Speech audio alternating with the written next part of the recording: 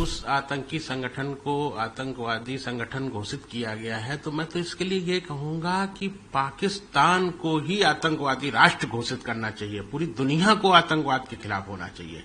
इस तरह की आतंकवादी घटना के करने के पहले वो 100 बार सोचें कि भारत सरकार है, माननीय नरेंद्र मोदी जी की सरकार है, जो अपने देश के नागरिकों के जीवन का सम्मान करता है और इस देश के किसी नागरिक को छूना भी। मैं इसको सही शुरुआत बोल सकती हूँ कि सही शुरुआत की है। पहलगाम में हुए आतंकी हमले के बाद अमेरिका ने टीआरएफ को विदेशी आतंकी संगठन घोषित कर दिया है। अमेरिका द्वारा उठाए गए इस कदम के बाद टीआरएफ पर कई तरह के कानूनी प्रतिबंध लगेंगे। इस फैसले को लेकर पहलगाम आतंकी हमले में मारे गए शुभम द्विवेदी की पत्नी एशना और उनके पिता ने खुशी जताई है। इसके साथ ही पाकिस्तान को आतंकवादी राष्ट्र घोषित करने की मांग की है। 22 अप्रैल को जो जघन्य कांड हमारे देश के ऊपर हुआ, हमारे देश के 26 निर्दोष नागरिक मारे गए, उसमें मेरा इकलौता पुत्र भी था। जो उस आतंकी संगठन को आतंकवादी संगठन घोषित किया गया है, तो मैं तो इसके लिए ये कहूंगा कि पाकिस्तान को ही आतंकवादी राष्ट्र घोषित करना चाहिए। पूरी दुनिया को आतंकवाद के खिलाफ होना चाहिए। आतंकवाद का दर्द सिर्फ हमारे हिंदुस्तान ने नहीं झेला है, उस अमेरिका ने भी झेला है आतंकवाद का दर्द, और संपूर्ण दुनिया आतंकवाद से लड़ रही है। संपूर्ण विश्व के बड़े नेताओं को एक होकर के आतंकवाद के जन्मदाता, आतंकवाद को पोषित करने वाले पाकिस्तान को आतंकवादी राष्ट्र घोषित करना चाहिए। ये मेरी मांग है। हमारे माननीय प्रधानमंत्री जी लगातार दिन रात उस पर लगे हुए हैं, लगातार अंतर्राष्ट्रीय मंचों में पहलगाम हमले की बात करते हैं। आतंकवाद को नष्ट नाबूद करने का उन्होंने बीड़ा उठाया है। पूरा देश उनके साथ खड़ा है और निश्चित तौर पे हमारे प्रधानमंत्री जी सफल होंगे। आतंकवाद का समूल विनाश होगा। शायद मेरी इस मांग पे कई लोग मेरा विरोध भी करते हैं, किंतु मेरा ऐसा मानना है कि ये माननीय प्रधानमंत्री जी का नया भारत है। ये वो सशक्त भारत है। हमारे देश के नागरिक 22 अप्रैल को जो हमारे नागरिकों पे हमला हुआ, वो एक सामान्य हमला नहीं था। वो दुश्मन देश की तरफ से प्रायोजित हमारे देश पे हमला था। हमारे देश की संप्रभुता और अखंडता पे हमला था। उन लोगों ने हमारी सरकार को चैलेंज किया था कि जाके अपनी सरकार को बता दो, अपने प्रधानमंत्री जी को बता दो।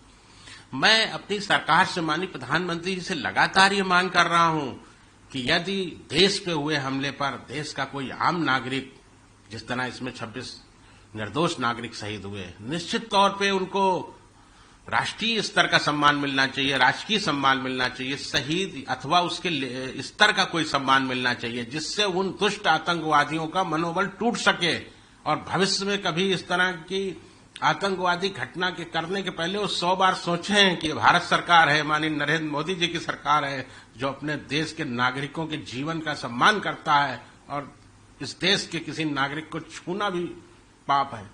निश्चित तौर पे देश दुनिया के सारे मुल्कों को, सारे राष्ट्रों को, सारे मजबूत राष्ट्रों को, टीआरएफ ही नहीं, उसके जन्मदाता संगठन या आतंकवाद को पोषित करने वाले, जन्म देने वाले पाकिस्तान को आतंकवादी राष्ट्र घोषित करना चाहिए।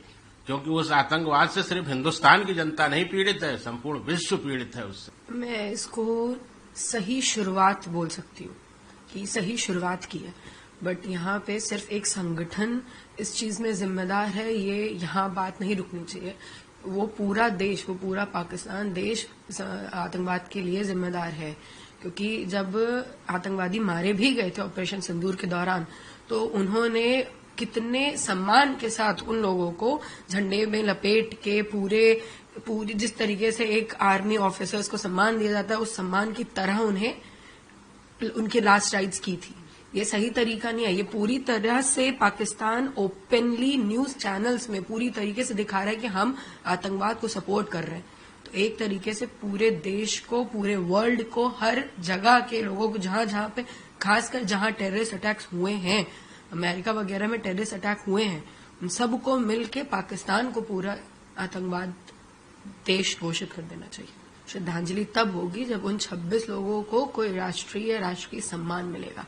क्योंकि एक तरीके से जिन 26 लोग मारे गए हैं, उनको अगर आप ये नहीं देते हो, तो ना आप 26 लोगों के मारने की कोई आपको इफेक्ट हुआ है, ना आप पूरे देश में, पूरे वर्ल्ड में ये दिखा पाए हो कि हम हमारे देश में जो लोग मारे जाएंगे terrorist, as a terrorist act मारे जाएंगे, हम उनको कुछ क्या कर रहे हैं, उनके लिए क्या कर रहे हैं।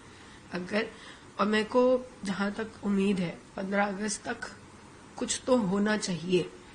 मुझे देश के बड़े जितने लोग हैं, माननीय प्रधानमंत्री जी हो, चाहे योगी आदित्यनाथ जी हो, चाहे जितने भी लोग हों, उन सब से उम्मीद है कि 15 अगस्त तक ये कुछ ना कुछ उन 26 लोगों को राहत, मैं तो शुभम की ही बात करूंगी, कुछ तो देंगे ही।